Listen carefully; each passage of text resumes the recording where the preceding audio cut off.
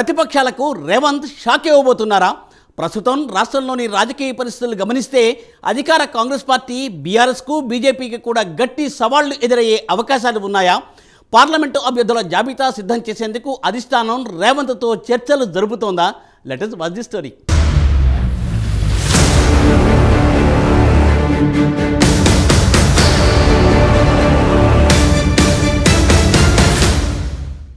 తెలంగాణలో అసెంబ్లీ ఎన్నికలు ముగియడంతో రాష్ట్ర రాజకీయాలు ఇప్పుడు లోక్సభ ఎన్నికల వైపు మళ్లాయి. అధికారంలోకి వచ్చిన కాంగ్రెస్ ఆత్మవిశ్వాసంతో లోక్సభ ఎన్నికలకు సిద్ధమయ్యే అవకాశాలుండగా బీఆర్ఎస్ కు మాత్రం జీవన్మరణ సమస్యగా మారింది. సార్వత్రిక ఎన్నికలు కాబట్టి ప్రధాని మోదీ చరిష్మా పనిచేస్తుందనే ధీమాతో బీజేపీ ఉంది.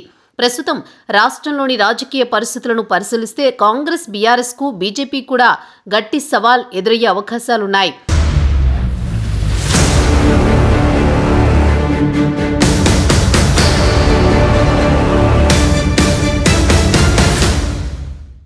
మరోవైపు కాంగ్రెస్ లోక్సభ ఎన్నికలకు ముందే 2 భారీ హామీలు అమల్లోకి తేవడానికి రేవంత్ రెడ్డి ప్రభుత్వం కసరత్తు చేస్తోంది. ఎన్నికల్లో 6 గ్యారంటీస్ అనే పేరుతో కాంగ్రెస్ 6 హామీలను ఇచ్చిన విషయం తెలిసిందే. పార్టీ గెలుపులో ఈ 6 హామీలు కూడా కీలక పాత్ర పోషించాయి. వీటి అమలుకు 100 రోజులను పార్టీ గడువుగా పెట్టుకుంది. అధికారంలోకి వచ్చిన 100 రోజుల్లోనే హామీలన్నింటినీ అమలు చేస్తామని రేవంత్ రెడ్డి పదే పదే ప్రకటించారు.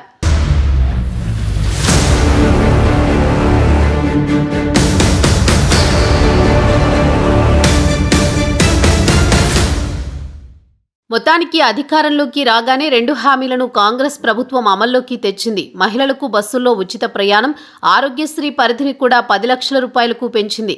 ఇంకా 4 హామీలున్నాయి. ఇందులో 500 రూపాయలకే ఉచిత గ్యాస్ సిలిండర్, రైతులకు 2 లక్షల రూపాయల వరకు రుణమాఫీ, వ్యవసాయానికి ఫ్రీ కరెంట్ చాలా ముఖ్యమైనవి. గ్యాస్ సిలిండర్ పథకంపై అధికారులు విధి విధానాలు అధ్యయనం చేస్తున్నారు. దీనికి అదనంగా రుణమాఫీ, ఫ్రీ కరెంట్ పథకాల అమలుకు కూడా ఉన్నతాధికారులు, నిపుణులు కసరత్తు చేస్తున్నట్లు సమాచారం.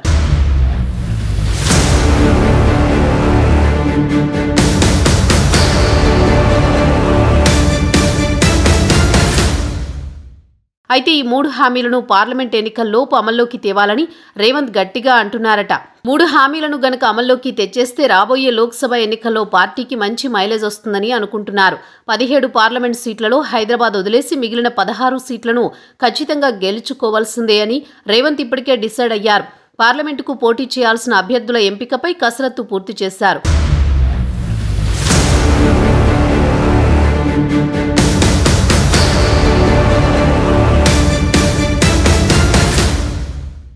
అలాగే రాష్ట్రంలో నిర్ణయాత్మకమైన ముస్లిం ఓటర్లు అసెంబ్లీ ఎన్నికల్లో విలక్షణమైన తీర్పిచ్చారు.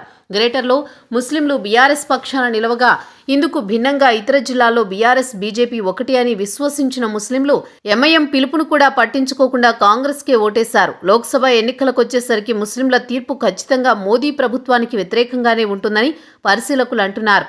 మరోవైపు దేశవ్యాప్తంగా బీజేపీకి ప్రత్యామ్నాయంగా కాంగ్రెస్ని చూస్తున్న ముస్లింలు రాష్ట్రంలో బీఆర్ఎస్ను కాదని కాంగ్రెస్ పక్షానే నిలిచే అవకాశాలున్నాయి. కొన్ని సెగ్మెంట్లలో బీజేపీకి కూడా హిందూ ఓటర్ల ఆదరణ లభించవచ్చు.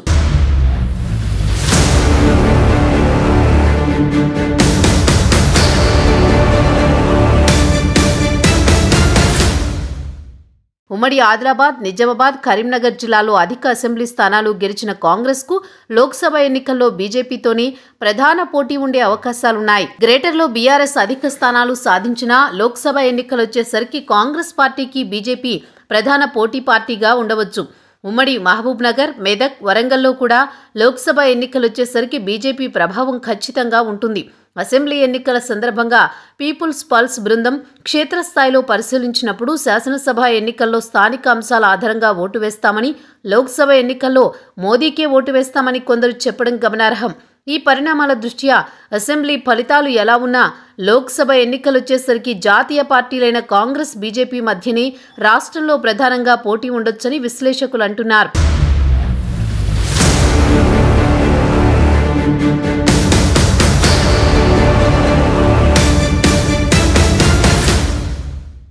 అభ్యర్థుల జాబితాతో పార్టీ అధిష్టానంతో రేవంత్ చర్చలు జరుపుతున్నారు. ఎంపీ అభ్యర్థులను ప్రకటించేసి 3 హామీల అమలుకు తేదీలను ప్రకటించేసి ఎన్నికల ప్రచారంలోకి దిగాలన్నది రేవంత్ ఆలోచన. హామీలను అమల్లోకి తెస్తే పార్టీ గెలుపునకు తిరుగుండదని రేవంత్ గట్టిగా నమ్ముతున్నారు. అందుకనే వీలైనంత తొందరలోని పార్టీ పెద్దలతో ఎంపీ అభ్యర్థుల జాబితాపై ఆమోదముద్ర వేయించుకోవాలని చర్చలు జరుపుతున్నారు. కాంగ్రెస్ హామీల అమలు దూకుడును బీఆర్ఎస్, బీజేపీలు ఎలా ఎదుర్కొంటాయో చూడాల్సిందే.